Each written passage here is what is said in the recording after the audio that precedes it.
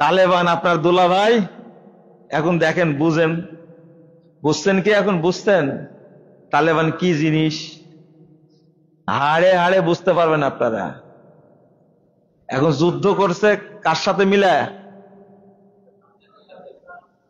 এখন ইন্ডিয়ার তালেবান এক হয়ে গেছে, তাই না? বুঝবেন কিন্তু কিছুদিন পরে। এর এর মূল কারণ কি? ওই যে ইন্ডিয়া যে আক্রমণ করলো পাকিস্তানের উপরে, আক্রমণ সময় কার সহযোগিতা নিয়েছিল? হুম কার? তালেবানের সহযোগিতা, আফগানিস্তানের সহযোগিতায় আক্রমণ চালিয়েছে ইন্ডিয়া পাকিস্তানের উপরে। ওই রিপোর্ট বের হওয়ার পরে এখন চলছে অ্যাকশন, তাই না? চলছে না? এখন যুদ্ধ শুরু হয়েছে কোন কে কে? পাকিস্তান আর আফগানিস্তান। কেন কেন শুরু হয়েছে? ভালো হয়ে যান, ভালো হয়ে যান, বুঝছেন? আমরা জানি এই আফগানিস্তানের তালেবানরা সব আহলে হাদিস মাদ্রাসা বন্ধ করে দিয়েছে, মসজিদ বন্ধ করে দিয়েছে। বুঝতে পারলেন? মূর্তি ভাঙছে কিন্তু মাজারগুলো তাজা। এখন মাজার ব্যবসা জমজমাট চলছে। এরা যে মূর্তি পূজারী, এরা যে মাজার পূজারী, বাংলাদেশের মানুষকে এখনো বুঝাতে পারিনি। আমার একজন কাছের মানুষ বলছে এই মুহূর্তে এই বক্তব্য দেওয়া ঠিক হলো না। আমি বললাম যে লোহা গরম থাকতে মারতে হয়। বুঝেন না কথা? প্রশ্ন করেন আমাকে। এরা হলো মাজার পূজারী, আর তাদেরকে আপনারা ইসলামপন্থী বলেন। বাংলাদেশে ওই মাজার পূজারীরা যদি হাত লম্বা করতে পারে, এইভাবে সুন্দর করে বসে আপনাকে মসজিদে আলোচনা করতে দিবে না। 5 আগস্টের পরে কতটা মসজিদ ভাঙছে দেখেননি? কোন ইসলামী দল কথা বলেছে? কেউ কথা বলেননি।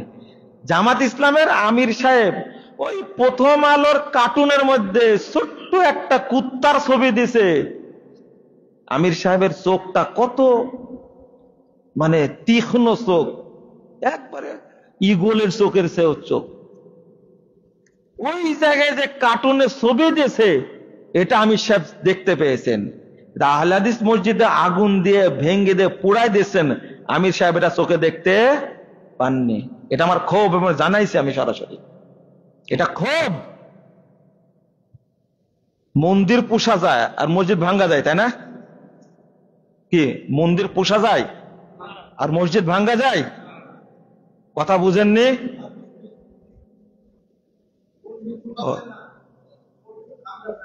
মসজিদ ভাঙ্গা যায় না আর মন্দির পোষা যায়। আশ্চর্য! মন্দিরগুলো পাহারা দেওয়ার জন্য কত রকমের কি কাজ করছে, আর আহলে হাদিস মসজিদ ভেঙ্গে দিচ্ছে। চরমুনার লোক কিছু বলেছে? তবলিগ লোক কিছু বলেছে? আর এই যে ভাইরাস বক্তা, ধ্বজাধারী বক্তাগুলো কিছু বলেছে? কিচ্ছু বলবে না। ওরা মানসিক ভাবে চায় আহলে হাদিস মসজিদগুলোকে ভেঙ্গে দেওয়া হোক।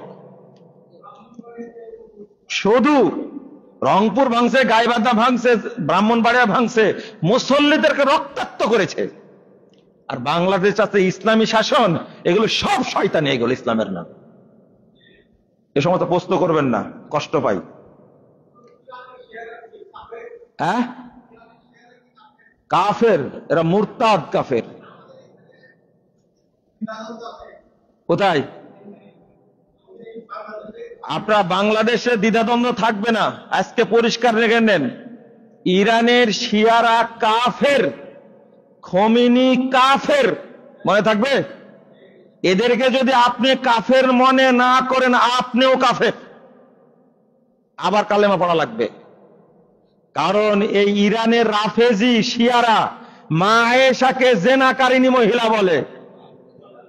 আপনার মা নবীর স্ত্রী, তারা এই নবীর স্ত্রীকে জেনাকারিনী মহিলা মনে করে।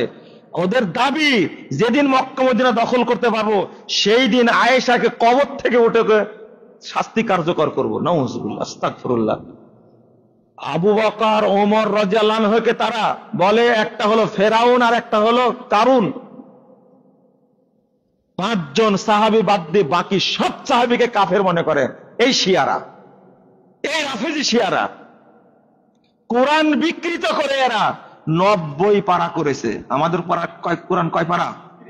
30 পারা। 90 পারা করলো কেন? ওরা কোরআন বিকৃত করেছে। আর এর পরেও আপনারা এই রাফেজিদেরকে মুসলিম মনে করেন? ইরান মুসলিম দেশ না, ইহুদি খ্রিস্টানদের চেয়েও খারাপ একটা দেশ ইরান, এটা মনে রাখবেন।